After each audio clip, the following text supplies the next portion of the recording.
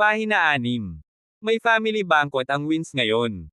Napasimangot si Rin habang tinitingnan ang kanyang relo. Wala pang isang oras magsisimula na.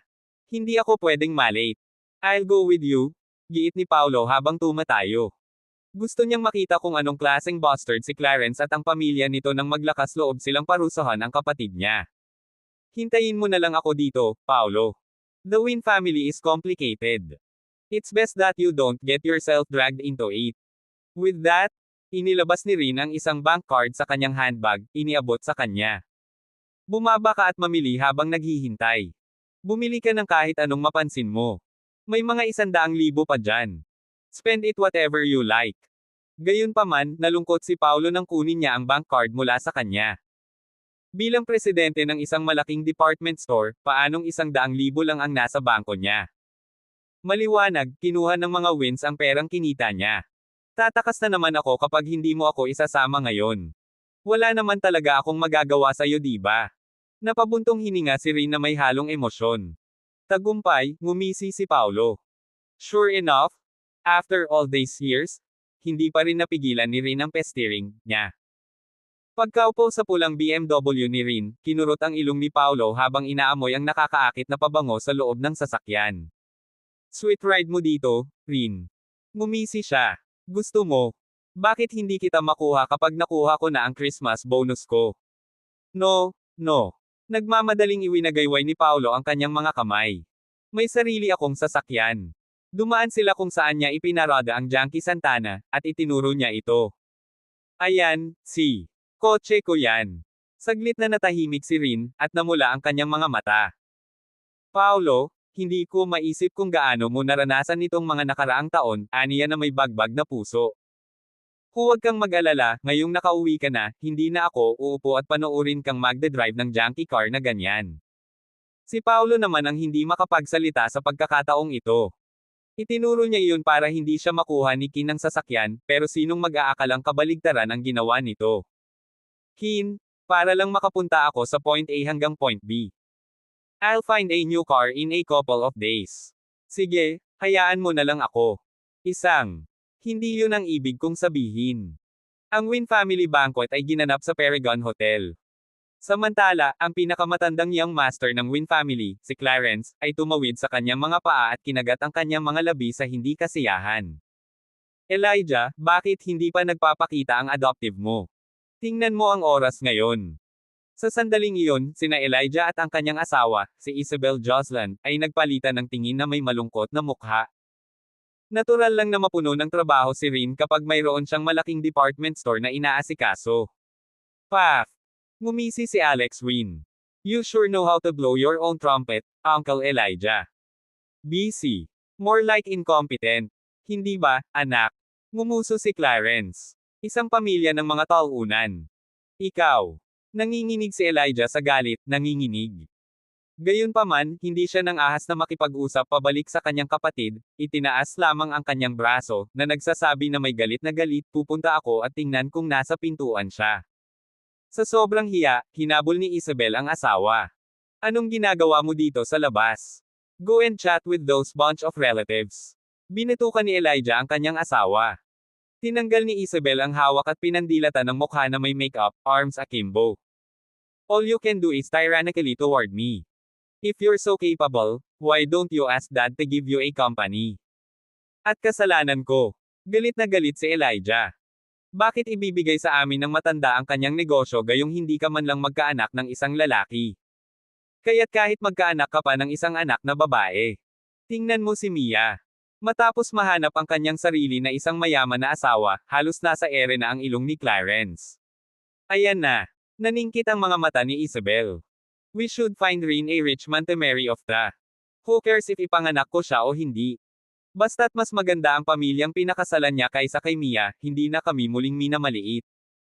Samantala, dumating na sina Rin at Paolo sa entrance ng hotel. Nanay, tatay. Napangiti si Isabel nang marinig niya ang boses ni Rin. Rin, nandito ka na pala. Kaagad pagkatapos, napansin niya ang binata na nakatayo sa tabi ng kanyang adoptive na anak, at ang kanyang ngiti ay natigil. Sino ito? Siya ang aking kapatid na lalaki mula sa ampunan, at siya ay sumama sa piging ng pamilya kasama ko. Ipinakilala ni Rin ang hindi inaasahang bisita.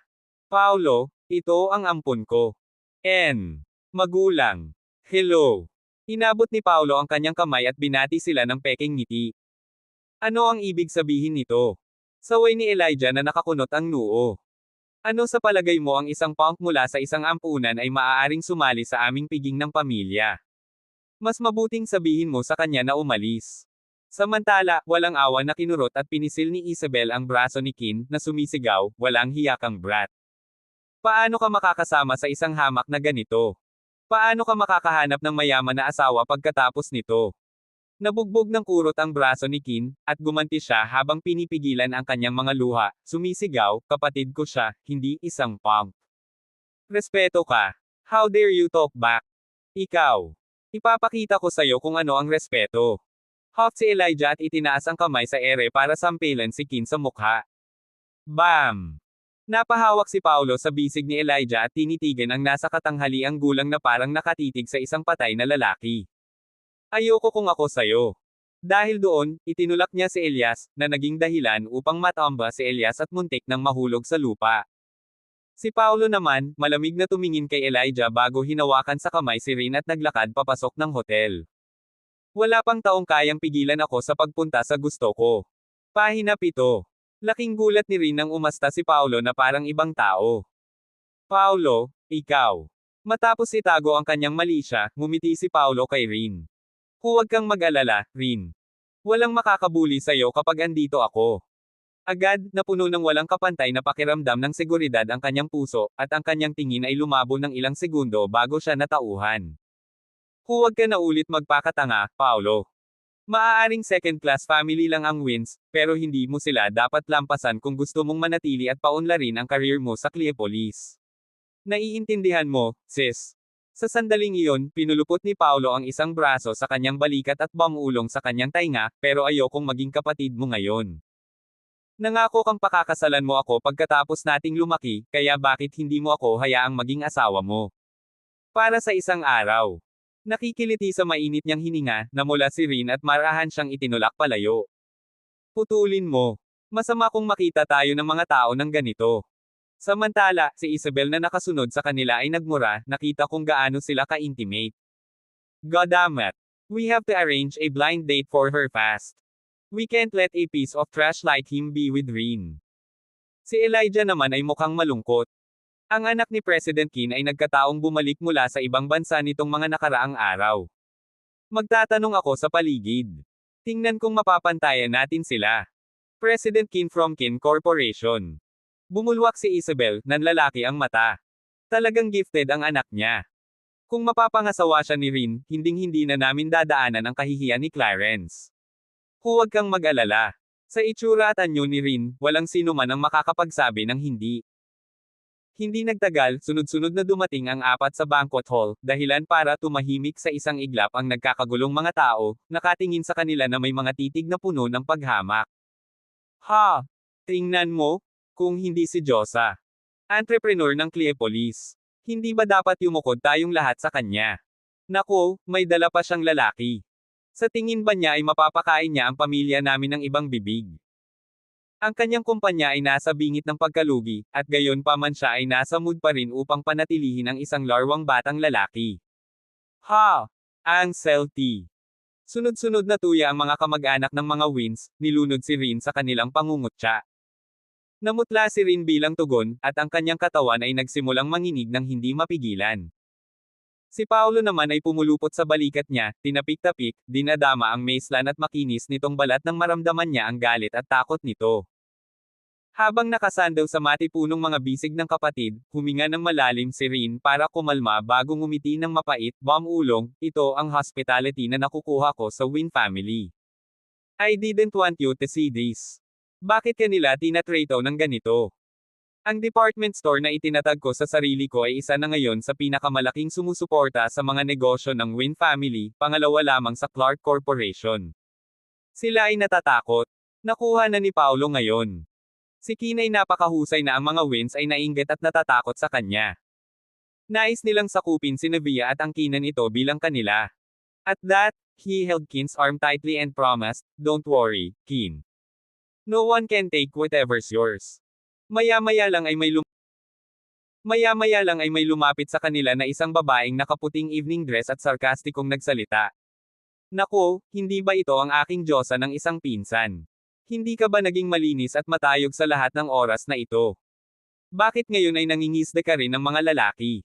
Ang babaeng ito ay walang iba kundi ang anak ni Clarence, si Mia Win. With that, nag-cross-arm si Mia at pinalaki si Paulo ng may masamang tingin. Well, Keen, I have to say, you're got pretty bad taste. I can't believe you actually got yourself a boy toy. Ano ang silbi kung ang isang lalaki ay maganda lang? Ano ang importante ang kakayahan at background niya? Tumigil ka nga sa katarantiduhan mo at umupo ka na. Any minute, dadating si Lolo, malamig na sabi ni Rin at naiinis na nilampasan siya. First, poser. Inilibot ni Mia ang kanyang mga mata at sinundan siya, na iniindayog ang kanyang bootylicious na likod sa kaliwat kanan. Sa head table ng banquet, Clarence crossed his legs and insinuated triumphantly, lahat ng nakaupo sa table na ito ay gagawa ng malalaking desisyon sa negosyo ng pamilya. Ang mga hindi kasali ay dapat na isipin ang kanilang sariling negosyo. Oo, Tio Elijah, wala kang negosyo sa ilalim ng pangalan mo dito. Kaya bakit hindi ka sumama sa mga kamag-anak natin sa tabi ng table natin? Lahat sila ay empleyado ng mga negosyo natin. Tiyak na magkaparehas kayo ng wika, panunuya ni Alex. Isang mukha na puno ng panunuya. Ang pangungutya ng mag-ama ay nag-iwan kay Elias na nagngangalit sa galit, at siya ay sumagot, si Rin ang pangulo ng Navia. Bilang kanyang ama, bakit hindi ako maupo rito? Hindi mo pa alam, Tio Elijah. Humigop ng red wine si Alex at tuwang-tuwa, bani-boycott ng 5 malalaking korporasyon ng Roseland Chamber of Commerce si Navia, at ngayon ay malapit ng bumagsak. Who knows? Baka may ibang pumalit sa pwesto niya sa susunod na buwan. Ano? Malungkot ang mukha ni na Elijah at Isabel. Ang tanging pag-asa nila ngayon ay kay Rin. Kung matagumpay na kinuha ni Clarence at ng kanyang pamilya si Navia bilang kanilang sarili, wala na silang matitira. Rin, anong nangyayari? Si Elias ay sumigaw sa pamamagitan ng nagngangalit na mga ngipin, na nagngangalit sa galit. Bakit hindi mo sinabi sa amin ang napakahalagang bagay? You won't be able to settle it, Dad. Ang pagsasabi sa'yo ay madidagdagan lang ang gulo mo, malinaw na sagot ni Rin habang nakaupo na nakapikit ang mga mata. Hahaha. Tinakpe ni Mia ang bibig at tumawa. Naku, Tio Elijah, naaawa talaga ako sa iyo. Kahit isang hamak na ulila ay nangangahas na tingnan ka. Hahaha. Natawa ang lahat sa mesa sa sinabi ni Mia. Ulila. Lumitaw ang malas sa mga mata ni Paulo, dahil ang termino ay ang kanyang pinakamalaking bawal. Keen, you god asterisk man brat.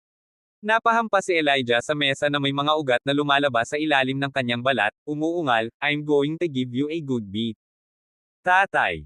Nang gustong magsalita ni Keen, isang hilera ng kaguluhan ang nagmula sa pasukan ng bulwagan. Pahina 8. Nandito na si Old Master Win. Tumayo sina Alex at Mia sa pangunguna ni Clarence, tinatanggap ang patriarch ng kanilang pamilya. Si Henry ay maaaring higit sa 70 na ngayon, ngunit siya ay nakaping pa rin. Matapos maupo sa tabi ng kanyang panganay na may mapagmahal na mukha, inilibot niya ang kanyang tingin sa kabuuan ng silid, sinabing may kasiyahan, mabuti. Sa dinami-dami ng miyembro ng pamilya, tayo, ang mga Wins, ay tiyak na magkakaroon ng mas maunlad na kinabukasan. Sa sandaling iyon, natigilan siya at lumingon kay Mia. Mia, bakit hindi pa dumadating ang fiancé mo? Ang tagal na rin nung huli ko siyang nakita. Lolo, biglang pinauwi si Ethan, may kailangan daw silang harapin, at baka malate siya. Ganun ba? Tumango si Henry. Malaking pamilya ang Windsors kaya natural lang na busy sila sa trabaho. Maghintay muna tayo sandali. Magsisimula na tayo ng handaan pagdating niya. Kumunat ang noo ni Paulo sa narinig. Anong condescending F***er ang napakataas at makapangyarihan na ang buong Win family ay handang maghintay para sa kanya. Noon lang, napansin ni Henry ang isang estranghero sa kanila sa mesa. At ito ay nagmamadaling ipinakilala ni Keen si Paulo, na nagsasalita ng may paggalang, Lolo, ito po ang kapatid ko mula sa orphanage. And also her future husband, halos agad na dagdag ni Paulo. Itigil mo na. Binigyan siya ni Keen ng sipa sa ilalim ng mesa. Ganun ba? Sinulyapan ng masama ni Henry si Paulo bago sinaway si Keen. Nagtataka ako kung bakit bumaba ng husto ang benta ni Navia. Kaya napabayaan mo ang trabaho para sa pag-ibig. Hindi naman sa ganun lolo. The Roseland. Kamara ng Komersyo. Ngunit bago pa niya matapos ang kanyang mga salita, pumasok si Alex. Tama na, Binwin. Lahat ng perang ginamit mo sa pagsisimula ng iyong negosyo ay galing sa pamilya namin. No way, uupo lang kami at panoorin na napapabayaan mo ang iyong tungkulin. Kaya mas mabuting magmadali ka. Tumayo ka at iabot si Niva. Ang iba pang mga kamag-anak ay nagmamadaling umalangaw-ngaw sa pagkondena ni Alex. Oo nga, huwag kang aso sa sabsaban kapag incompetent ka. Wala ka bang hiya? Ang negosyo ng pamilya natin ay dapat natural na isa sa atin ang pinamamahalaan. Kahit na pinalitan mo na ang apelyido mo, hindi ka pa rin mapagkakatiwalaan na tagalabas. Kayo. Namumula ang mga mata, tumili si Bin, nagtrabaho ako araw at gabi para itayo si Niva mula sa wala. Kahit na binigyan ako ng Win Family ng startup fund, matagal na akong ibinalik ang lahat pagkatapos ng mga taon na ito. Tama na. Hinampis ni Henry ang mesa. Lahat, tumahimik. Nang nasa pinakamataas na ang tensyon, may nagtulak ng pinto na bumukas ang nagyayelong kapaligiran. Sorry, I'm late. Parang totoong maginoo ang paghingi ng tawad ng masungit na binata. Ang lahat ay nagsimulang magbulungan sa pagkamangha nang makita nila kung sino ito. So siya ang fiancé ni Mia, si Young Master Ethan ng pamilya Windsor. Balita ko kagagaling lang niya sa pag-aaral sa Mitera. Tiyak na walang hangganan ang kanyang kinabukasan. Goodness, ang Windsor family ay isa sa nangungunang 10 pamilya ng lungsod. Sinong mag-aakalang magagawa ni Mia ang isang pamilyang tulad niyan? Mas mataas na ngayon ang ilong ni Ethan sa ere, na naliligo sa mga nakakainggit na tingin ng mga tao. Pagkaupo sa tabi ni Mia, he apologized graciously, sorry to keep everyone waiting. There was a family emergency. Dahil doon, nagmamadaling iwinagayway ni Clarence ang kanyang kamay. No need to apologize. Tama lang na maghintay. Si Henry naman ay ngumiti ng buong pagmamahal at nagtanong, Ethan, anong klaseng emergency iyon? Do you mind share it with us? Siya ay may matalas na pakiramdam ng paghuhusga para sa negosyo, at naramdaman na niya ang isang abnormalidad mula sa pagkawala ni Ethan. Dahil doon, naging matino si Ethan at sinabi sa mahinang boses, isang higanti ang dumaong sa Cleopolis mula sa kung saan kaninang hapon na may bayad na nakarehistro ang kapital na 100 bilyon. Hindi lang iyon, binili pa nila ang buong Tech Valley sa ang Central Area ay hindi pa nangyari dati. Naglabas sila ng ilang pinagsamang proyekto sa merkado kung magagawa natin ang alinman sa mga ito, tiyak na talon tayo sa tuktok ang nangungunang pamilya ng Cleopolis at maging ang buong lalawigan ng Solares. Hingal. Lahat ng nasa mesa ay napabuntong hininga sa hindi makapaniwala. Isang binayarang rehistradong kapital na 100 bilyon. Sino kaya ang ganito kalakas? Collieri Group. Paghanga ni Ethan. Napakalakas nila na hindi maisip. Mahal kong apo. Sa sobrang tuwa ni Henry ay nanginginig ang boses. Sa tingin mo, magkakaroon ng chance ang Win family sa kalahati ng joint project? Well, naalis ang tingin ni Ethan habang nagyayabang na may kunwaring kakayahan. Collieri Group will hold a tender assembly in a couple of days. With my family's help, you guys might get a chance. Kamangha-manghang. Napangiti si Henry hanggang tenga. Kung ito ay isang tagumpay, maglalaan ako ng isa pang 8 milyon sa Clark Corporation at ganap na susuportahan ang iyong pakikipagtulungan sa Collieri Group. Salamat, Ama. Salamat, Lolo. Nasa ikapitong langit sina Clarence at Alex. Gayunpaman, habang ang ilan ay masaya, may ilan sa paghihirap, at ang mga mukha ni Elijah at Isabel ay lampas sa malungkot. Kung ganito ang mangyayari, walang alinlangan na mapupunta ang lahat ng kayamanan ng kanilang pamilya. Ang mga bulsa ni Clarence at ng kanyang pamilya. Napakunot naman ang noo ni Rin at nagtanong, Lolo, saan mo dadalhin ang 8 milyon na ipinangako mo ng ganoon kadali? Kukunin mo na naman kay Navia, di ba? Sinaman siya ng tingin ni Henry nang marinig iyon, at gumanti siya sa pagsasabing, ano ang gusto mong sabihin? Ang Navia ay negosyo din ng pamilya natin. Ano ang mahalaga kung magbigay ka ng kaunting pera? Oo nga. Ano bang silbi kung magbenta tayo? Navia to work with Collieri Group. Umiwas ng tingin si Mia. I bet you're jealous of Clark Corporation and that my fiancé is more capable than your boy toy. You. Rinhoff. Gnashing her teeth. Galit na galit walang sino man sa pamilyang Win ang nakakita sa kanya bilang kahit sino. Samantala, sumili ang mali siya sa mukha ni Paolo. How dare you pick on my sister? Fine, ipapadala ko kayong lahat sa impyerno. Rin, iwan mo na sa akin to. With that, he swept his cold gaze across the table bago nilapag kay Henry. Old Master Henry, ano ang masasabi mo sa isang taya? Sino ka sa tingin mo para makipagpustahan sa tatay ko, hamak ka? Bulyo ni Clarence habang hinahampas ang mesa. Sa kabilang banda, namutla si Rin sa gulat. Paolo, this is no jokang matter. I can handle this. Don't drag yourself in, bulong niya kay Paolo. Gayunpaman, patuloy na tinitigan ni Paolo si Henry na may nagliliyab na tingin, na nagmumungkahi, ano ang mali, Old Master Henry? Hindi ka ba nangangahas na makipagpustahan sa akin? Pahina siyam. Alright, name your bet, sabi ni Henry na may malungkot na mukha. The collaboration with Collieri Group. If Clark Corporation can strike a deal with Collieri, then my sister will hand the Via to you on a silver platter. Lumiwanag ang mga mata ni Clarence matapos niyang marinig ang sinabi ni Paolo, dahil matagal na niyang pinagnanasaan si Navia. Huwag ka munang masyadong excited, smirk ni Paolo.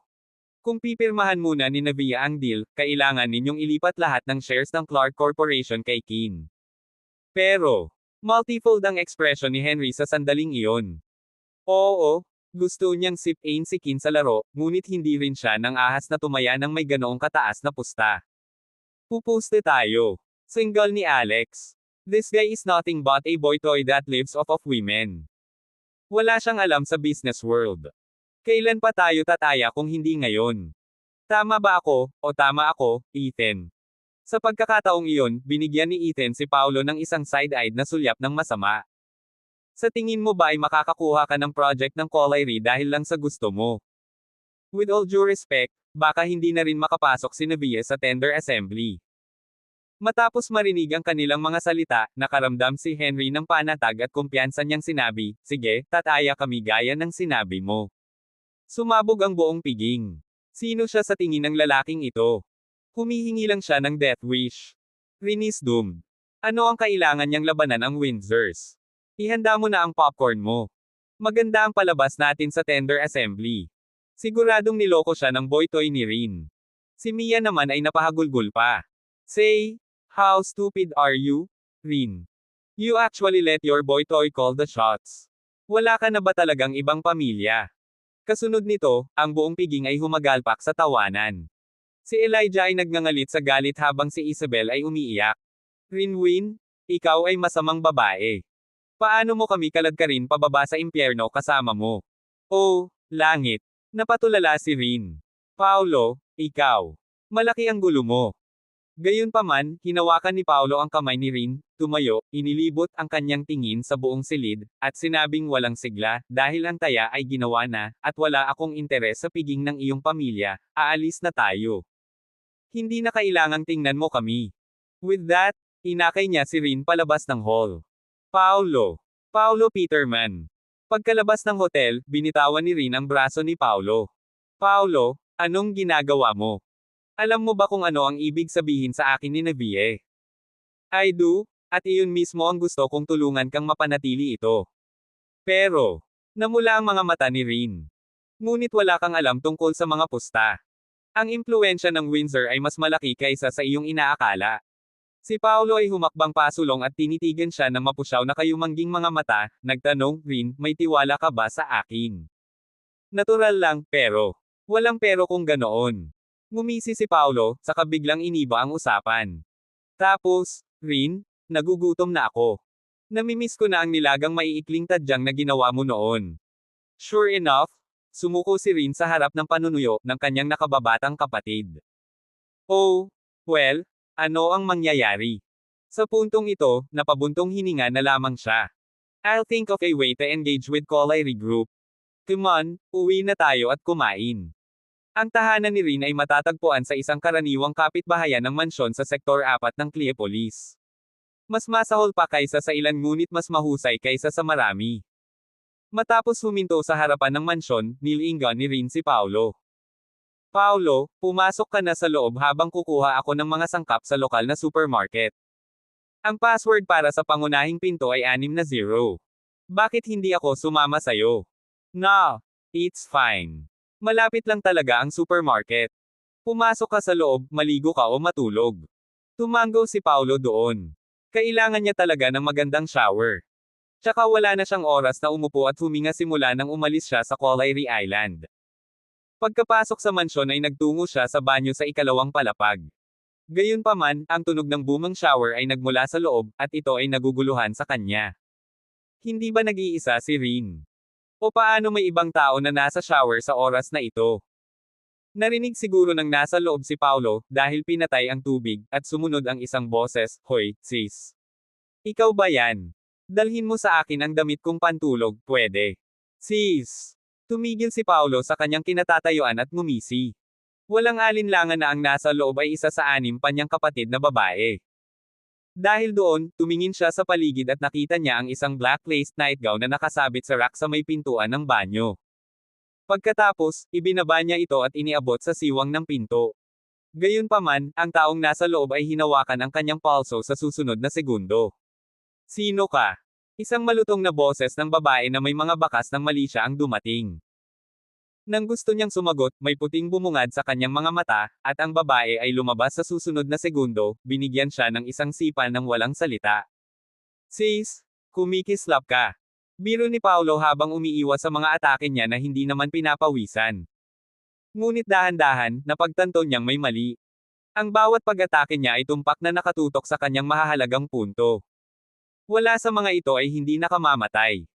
Ang kanyang mo ay napakahusay na ang mga elite sa Collieri Island ay maaaring hindi niya kapareha. Tahan na. Moo. Biglang tinamaan si Paulo na ang kanyang hot na babae ay dapat na ang kanyang ikatlong kapatid na babae, Serena Langley. Noon, parehong mahilig maglaro ng blade sina Alice at Serena. Ginamit lang ito ni Alice para makatipid habang si Serena naman ang gumamit nito para pumatay. At muli, si Serena ay hindi lamang huminto sa mga blades. Siya ay isang dalubhasa sa paggawa at pagdrop ng lason, pananambang, pananakit ng tuso, at marami pang iba. At dahil sa kanya, hindi pa nakakita ng buhay na daga si Paulo sa 7 taon niya sa orphanage. Isang 10 taong gulang na si Serena ay minsan pang ang nagsabi sa isang 7 taong gulang na si Paulo, pinapatay ko lang kung sino at ano ang dapat patayin. Dahil doon, ikinulong ni Paulo ang babae sa kanyang mga bisig na nakaharap sa kanyang harapan. Manong, wala ka talagang awa. Paano? Pinatay mo ang asawa mo. Bitawan mo ako. Ang suot lang ni Serena ay isang maliit na damit pantulog, kaya pagkatapos ng isang away, ang kanyang mga pribadong bit ay medyo nakadisplay. Who the hell are you? Why have you snuck into someone else's home?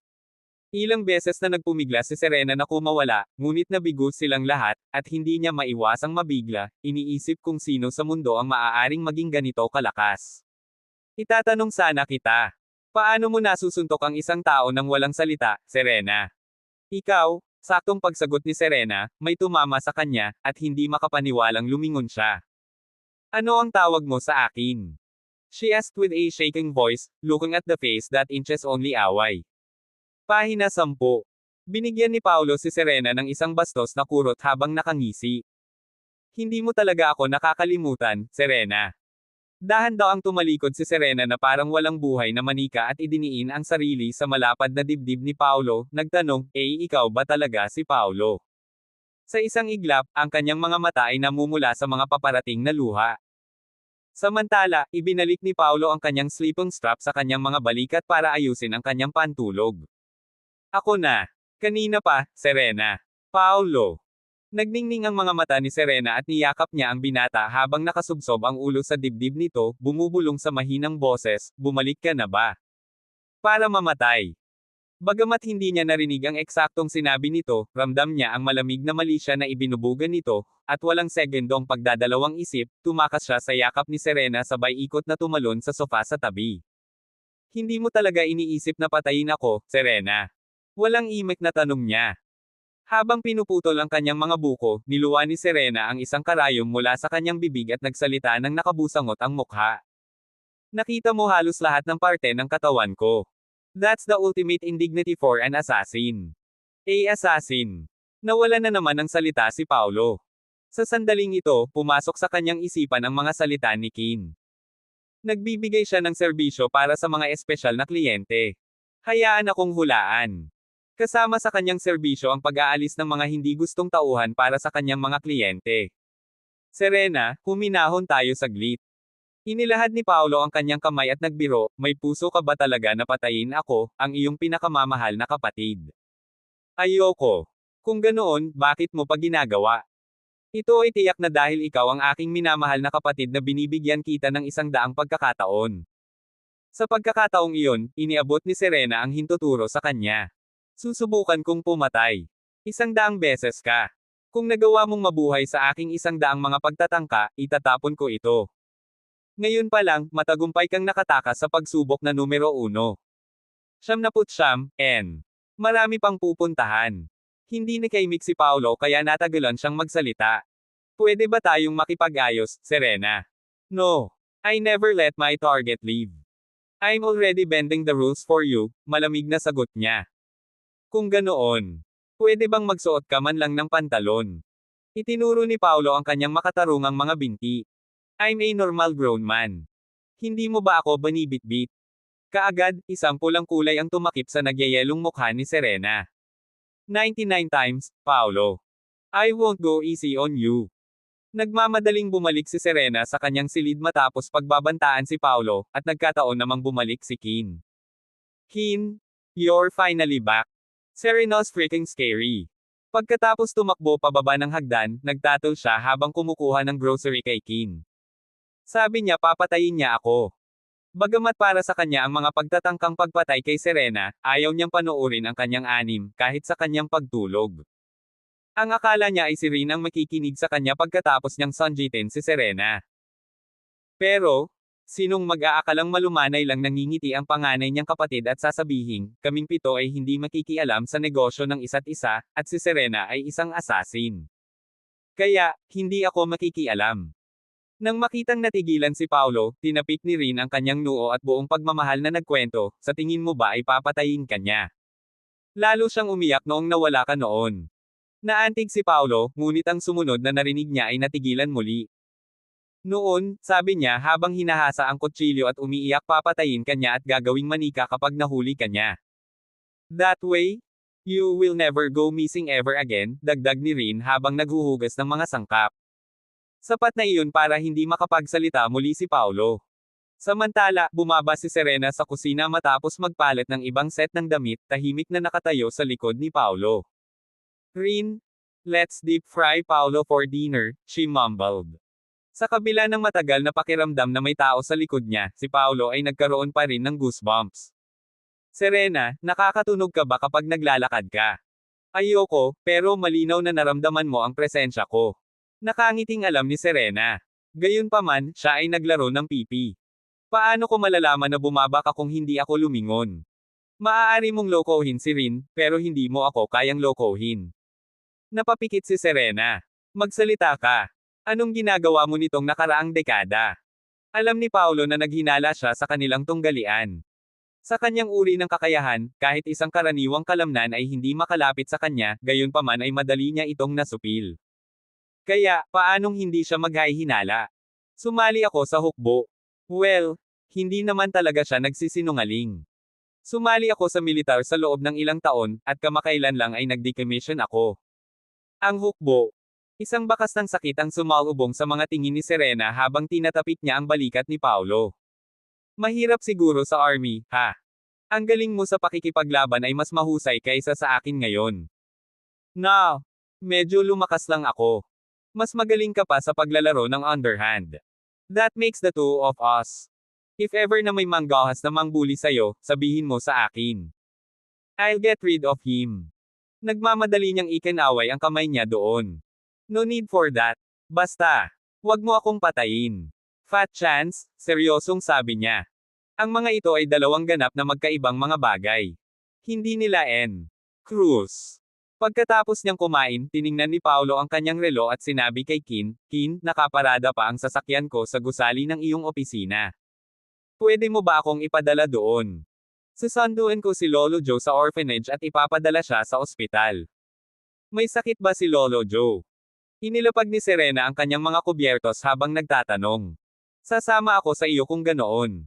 Umiling si Rin bilang tugon. Isa ito sa mga bata doon. Si Alice ay inooperahan siya. Then, alis na ako. Tumayo si Serena at nag-anunsyo habang papunta sa itaas, I'm not coming back tonight. Hindi ka na babalik. Tumalikod si Paulo at nagtanong habang nakapatong ang isang braso sa likod ng upuan.